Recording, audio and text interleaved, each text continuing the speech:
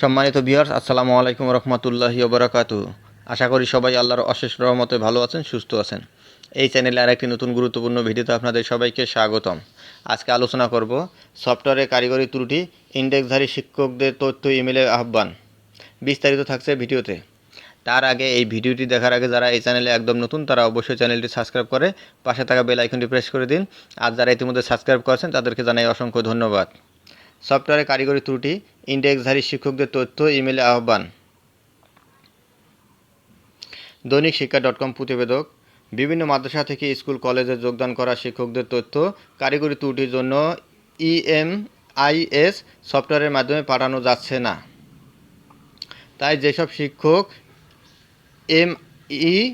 EMIS সফটওয়্যারে MPO আবেদনের জন্য ইন্ডেক্স বাতিল করেছেন, সেই সব শিক্ষকদের memis.call@gmail.com এই ইমেল বা 0241030193 অথবা 0241030194 এই ফোন নম্বরে 30 মের মধ্যে তথ্য পাঠাতে বলা হয়েছে।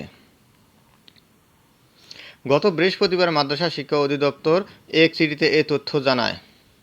চিঠিতে বলা হয়, মাদ্রাসা শিক্ষা অধিদপ্তরের আওতাধীন এমপিওভুক্ত মাদ্রাসা থেকে মাধ্যমিক ও উচ্চ শিক্ষা অধিদপ্তরের নিয়ন্ত্রণাধীন এমপিওভুক্ত স্কুল বা কলেজে যোগদান করা শিক্ষকদের তথ্য বর্তমান MEMIS সফটওয়্যারে কারিগরি ত্রুটির কারণে API এর মাধ্যমে মাধ্যমিক ও উচ্চ শিক্ষা অধিদপ্তরের নিয়ন্ত্রণাধীন EMIS সফটওয়্যারে পাঠানো যাচ্ছে না।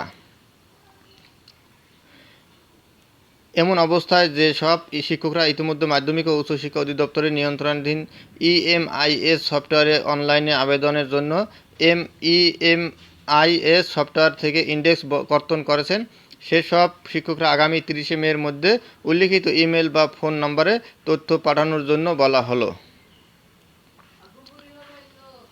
ধন্যবাদ জানিয়ে বিদায় নেওয়ার আগে আবারও অনুরোধ জানাই, যদি ভিডিওটি ভালো লাগে এবং নতুন নতুন আপডেট ভিডিও পেতে চান তাহলে অবশ্যই চ্যানেলটি সাবস্ক্রাইব করুন।